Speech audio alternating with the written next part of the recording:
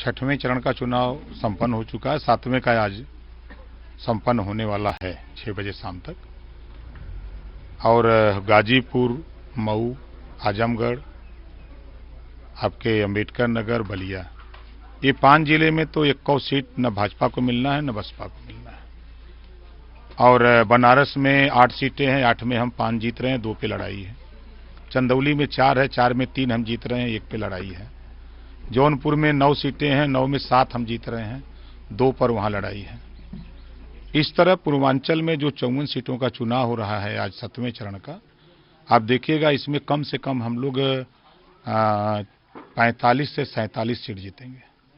ये यहाँ का, क्योंकि जो प्रदेश का माहौल भारतीय जनता पार्टी ने खराब कर डाला, जो पिछड़े दलित का आरक्षण लूटा, आरक्षण जो बाबा साहब डॉक्टर अम्बेडकर ने दिया उसको ये खत्म कर रहे हैं। दूसरा, जातिवार जनगणना कराने के सवाल पे भारतीय जनता पार्टी ने सुप्रीम कोर्ट में एफिडेविट दिया कि हम नहीं कराएंगे। और माननीय अखिलेश यादव के नेतृत्व में जो गठबंधन बना, ये जातिवार जनगणना कराने के लिए कि सरकार बनते ही 6 महीने में करा देंगे। दूसरा, गरीबों का इलाज हम कोई भी जाति धर्म का होगा हम फ्री में इलाज करेंगे, ऑपरेशन फ्री में करेंगे। तीसरा, एक समान अनिवार्य और फ्री शिक्षा हम देंगे। और प्रदेश में बिजली सरकार बनते ही शपथ जिस दिन अखिलेश जी लेंगे उसी दिन से लगातार 5 साल घरेलू बिजली का बिल माफ कर देंगे। प्रदेश में इस बात को जब कहिए बिजली के बिल माफी पर, तो हर आदमी एग्री है कि नहीं ये चीज होना चाहिए।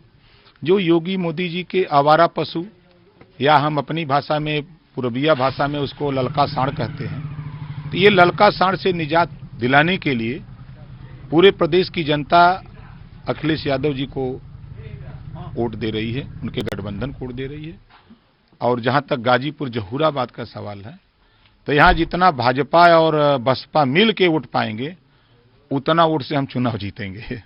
आपने अंतिम लेना चाहें कि क्या उम्मीद की जा सकती है सपा से और या आपकी गठबंधन से? देखिए, राजा के लक्षण पर लक्षित होते हैं। हम देख रहे हैं कि करीब 5वें चरण से ही अधिकारी मूड बदल लिया है। अब तो अखिलेश जी के बंगले की सफाई हो रही है, मुलायम जी के बंगले की सफाई हो रही है, शिवपाल के बंगले की रंगाई पोताई हो रही है। तो वहाँ उन लोगों को मालूम हो गया ब्यूरोक्रेट को कि आ रही है सरकार समाजवादी पार्टी गठबंधन की। तो ये दिख रहा है लोगों को। और प्रदेश की जनता बदलाव चाह रही है। महंगाई की मार से अब जो गरीब 250-300 रुपया डेली पे काम कर रहा है उसके परिवार कैसे चलेगा? ये महंगाई पर कोई काबू पाने के लिए कोई इनकी योजना नहीं है। बेरोजगारी चरम पे है, रोजगार की कोई इनकी योजना नहीं है। ये सिर्फ नफरत की राजनीति करते हैं। हिंदू मुसलमान, भारत पाकिस्तान, मंदिर मस्जिद, ये सबसे क्या फायदा है भाई? घट घट व्यापी राम है, दुनिया देखे ना है। अलग अलग धर्मों के लोग हैं, अपने अपने धर्म की पूजा पाठ करें, क्या है?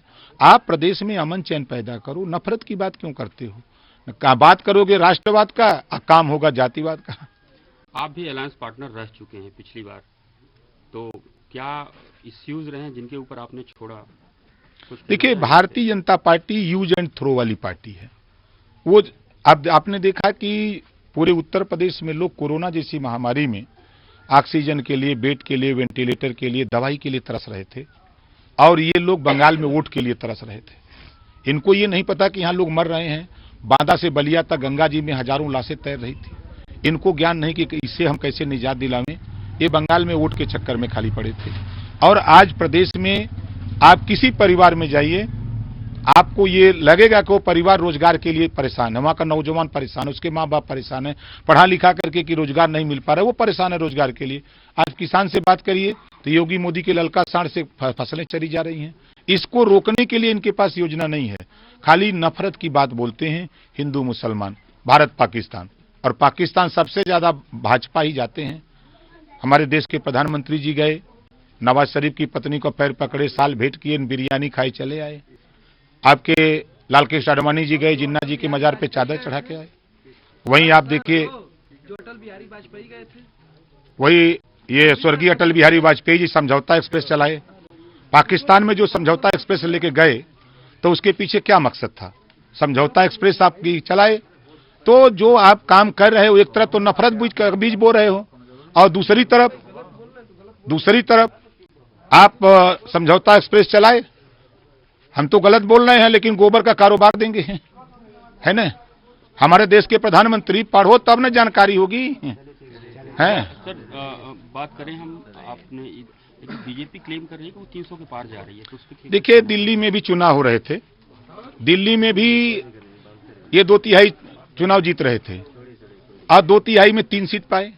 ये बंगाल भी गए थे, बंगाल भी 2/3 सीट पा रहे थे और लौट के चले आए। अगर इतना इन्होंने काम किया, इतने बड़े शोहरत के नेता लोग हैं, तो आप बताइए कि ये थूक लगा के पर्चा क्यों बांट रहे थे? आप देखा है आपने? और देश के प्रधानमंत्री जिलेवार घूम घूम के वोट मांग रहे हैं, पहली बार आजादी के बाद हो रहा है।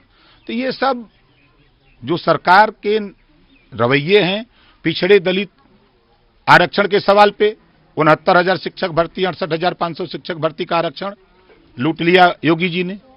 आज गरीब सवर्ण को 10% आरक्षण 72 घंटे में आप दे सकते हो, तो 52% जो पिछड़ों का, इनका आरक्षण कब दोगे? तो इनके विषय में सिर्फ वोट के लिए ये लोग पिछड़े दलित अल्पसंख्यक को गुमराह करके वोट लेने का काम करते हैं। हिस्सेदारी की बात आती है तो मुकर जाते हैं।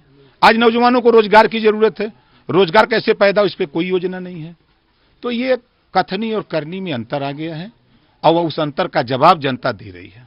जवाब जनता तो दे देगी, उसके बाद आपकी अगर बारी आई तो आप क्या करना चाहेंगे? कुछ आप जनता के लिए देखिए, क्या हम लोगों ने जो जनता के बीच में कहा है, पहला कि मुख्यमंत्री अखिलेश जी जिस दिन शपथ लेंगे उसी दिन से हम 300 यूनिट बिजली फ्री देंगे प्रदेश की जनता को। हम गरीबों का इलाज, कोई भी जाति धर्म का हो, हम गरीबों का इलाज फ्री में करेंगे, चाहे ऑपरेशन हो, चाहे इलाज कराना हो, उसको फ्री में देंगे। हम प्रदेश में जातिवार जनगणना 6 महीने में करा देंगे। हम एक समान, अनिवार्य और फ्री शिक्षा, देश एक है, संविधान एक है, प्रधानमंत्री एक है, राष्ट्रपति एक है, तो 2 तरह की शिक्षा क्यों? अमीर का बेटा कॉन्वेंट में क से कंप्यूटर पढ़ेगा और प्राइमरी में गरीब का बेटा क से कबूतर पढ़ेगा। इस व्यवस्था को एक समान करने के लिए हम लोग प्रयास करके एक समान शिक्षा लागू करेंगे। इन सब चीजों को लेकर के हम लोग जो है जनता के बीच में है, जनता इसका स्वागत कर रही है। टक्कर में मानते हैं किसी को? किसी को नहीं, कोई लड़ाई नहीं है।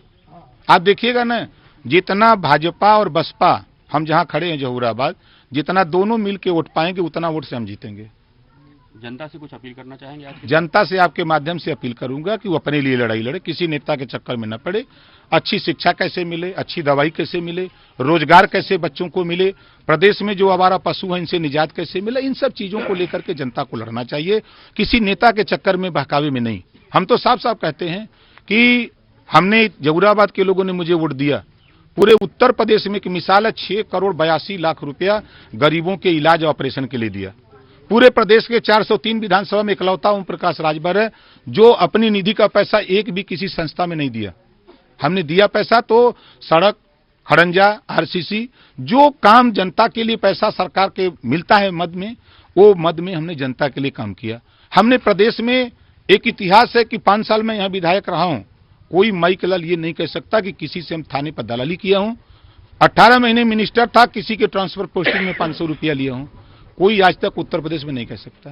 तो ये चीजें हम लोग जनता के बीच में अपना करते रहते हैं। ओम प्रकाश राजभर जी, आप दूसरी बार लड़ने जा रहे हैं, इस बार अलायंस चेंज है, जनता क्या आपको उसी तरह से हाथों हाथ लेगी या कुछ क्या उम्मीदें हैं? उस बार से तिगुना वोट से जीतेंगे।